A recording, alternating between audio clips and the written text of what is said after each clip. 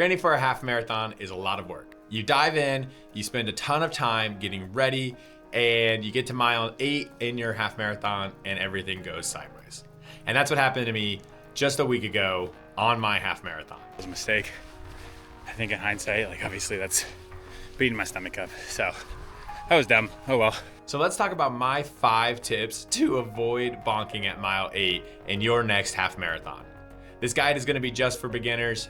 It's purely if you have not run a half marathon or haven't experienced a half marathon before.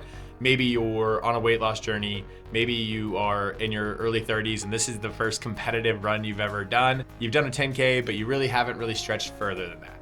This is for the type of person that's looking to improve and not make simple mistakes on their first half marathon. So let me give you a little story on how all of this information came to be. I just ran a half marathon about a week ago, and I have ran a lot of half marathons, not competitively, none where I signed up, got a medal like what's in the back there. I have just done them a lot in training. My average half marathon is 2 hours and 20 minutes, 2.5 hours, somewhere around there. And so I'm comfortable in the half marathon range. And yet I still made some simple mistakes because race day is so different. I treated it like it was something I'd never done before. And that was just a mistake I made. So a lot of this footage is gonna be basically showing you my half marathon, as well as talking about my 5 tips on not bonking your half marathon. They're doing the 5K, I'm doing the half. Let's go. It's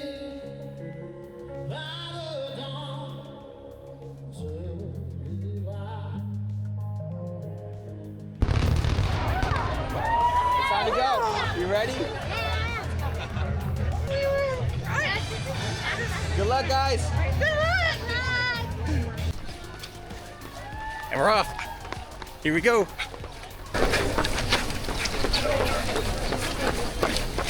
All right, so tip number 1 is rest and recovery. The Monday prior to my half marathon, I had gotten sick. I thought, you know what, I am sick, but I don't wanna taper down too much, so I'm still gonna be physically active quite a bit, not pushing any high mileage. I'll be fine. I'm gonna work out, light lifts, and some light running. I'll be okay. Well, that plays a toll on all of the system of your body, and it didn't obviously help. So coming into Friday, I was kind of nervous for the half marathon on Saturday, so I already wasn't sleeping that great. And then at 1 a.m., I had a huge coughing fit, threw me into a spiral until about 3 a.m., finally got back to sleep, just to wake up at 5 a.m. So we already are not rested. We definitely are not recovered. And that's part 1. Part 2 to that is the type of training you do the week of your half marathon. It's really important to take a taper week or a taper couple weeks. I'm a month off of my full marathon, and so I had just done all that tapering. I was like, I don't need it. I don't need to taper. I've already gone a further distance than a half marathon. I've done this. So I didn't do the recovery on that either. The day before that Friday, I decided to experience something new. I went with a good friend of mine who does ultra marathons. I went with him on a simple 4-mile trail run. Trail running is vastly different than a road run, which my marathon the next day was a road run. It was tiring. My legs were tired out. I made that mistake. So don't do new things before your marathon. The recovery is very important to a successful half marathon. It's very important that everything you do leading up to it is planned. It's not thrown in. So rest and recovery is tip number 1. Mile 1. 10:35. Got 12:1 to go. That's pretty good. It's beautiful out here. I love this town. Tip number 2. This one is an interesting one. Hydration is an interesting one. It's not just the hydration the day of, the day prior as well. So since I had already not recovered, I was depleting resources my body would need on this half marathon the next day. So I didn't replenish all of what I needed. I'm a big, heavy sweater, so I sweat like crazy. So I needed a lot of sodium. I didn't prepare for that. So during this half marathon, you'll see me bonking a lot. So hydration is a twofold thing. Obviously, hydrating coming up to the event as well as hydration during the event. But something that I did wrong was I tried a new thing. It's a carb-loaded, sodium-loaded drink. So I figured I know I need a lot of sodium, so I'll drink this before the run. I had never drank that before. What was I doing? It's a new type of hydration. It was a bad idea. I did not know how my body would react to it. I actually still don't know if that was a good idea or a bad idea, but I tried it. When I know what is a good idea is a product called Element. It's something that agrees with my body and has helped me through at least 20 half marathons. That's the second tip, is hydration is important, but it's not the only tip in hydration. The second part of hydration is sodium and other electrolyte-based things.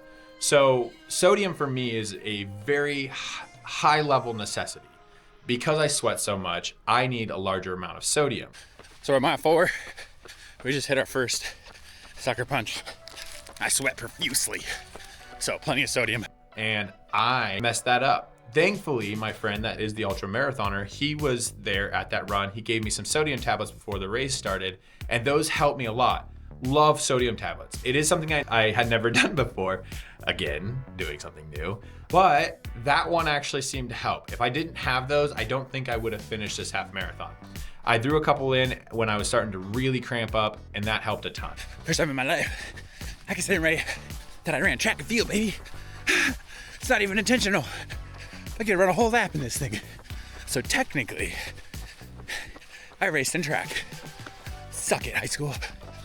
Tip number 3 is don't try new things. So don't try new things before or during your race. Obviously, I've messed this up multiple times during this exact race. So not only did I go on a trail run I'd never done before, I also drank a drink that I have never drank before. And when it's basically fuel for my body pre-race, that's not a good idea. I should use something I know my body agrees with. At mile 6, I did something I know better than to do. I consumed a gel pouch. I already knew my body doesn't like most gel pouches, let alone a completely new brand, and it was like a smoothie gel pouch. I consumed that at mile 6, going into mile 7. 8 miles in. Kind of get my ass kicked now. I don't normally do gels. I did a gel. It was a mistake. I think in hindsight, like obviously that's beating my stomach up. So that was dumb. I felt like I was gonna throw up for the next 2 miles. It took a long time for my body to stop disagreeing with that. On top of the new sodium tablets, on top of that new sodium electrolyte drink, I had messed up. And so not only am I cramping at mile 8 and 9, I'm also now stomach cramping, feeling like I'm gonna throw up. On something, again, I've done multiple times. I have done a lot of half marathons. But race day, I wanted to do so much better. I thought that if I do all these things, I would do better. I did not. Moving into tip number 4, don't overthink it. 9.1, 3 miles to go. I am cramping. I sweat so much. I had to figure this out. It really is as simple as I've trained for this. I'm just gonna do what I've trained to do. Don't overthink your half marathon. It really is something that your body is just going to either be ready for or not be ready for. So by overthinking it, you do all the things that I've already previously made mistakes on. Take my advice. Don't overthink it. Go out there, have fun, enjoy it. Just be present in that half marathon and you're gonna do great. Really, if you've at least run 9 miles prior to training multiple times, you're really gonna be comfortable at it. It's the extra little oomph you need is the people around you. So that's tip number 4. Just don't overthink it. Tip number 5, and a real simple one, and I hope that everybody has this, is have a support system. Have a community there for you, even if it's just 1 or 2 people that cheer for you. There was a lady in front of me that, as we were coming towards the end of the race, had a friend come out just out of nowhere. Her friend showed up and started running with her. And she went from slowing down to speeding up. She had this person in her life that mattered to her show up and help her. And it wasn't like she was carrying her or carrying her stuff or doing anything physically for her, but having a support system makes a difference. At the halfway point, there's a little clip here. Hi guys. Woo. Thank you. You guys are awesome. Hi guys. At the halfway point, I saw my family and it gave me a lot of oomph. It helped me continue. At some point during this race, I had seriously considered quitting. 12 and a half in. Cramps are so bad. Again, It's really debilitating. I mean, it's just bad. It sucks. It sucks to train so hard, to not be able to get the hydration right, to finish a damn race. I mean, my half marathons in my training are faster by like significant margins. And I just screw up in the race. I'm dead last again. I didn't have anything to motivate me to the finish line other than my family was waiting at the finish line. And so to me, that's very important. So having a support system is more about something that gives you hope to finish, especially if you're struggling. I ran a 2 hour, 56 minute half marathon, 2 hour, 55, whatever it was.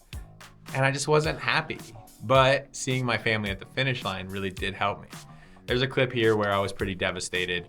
Good job! Thank you.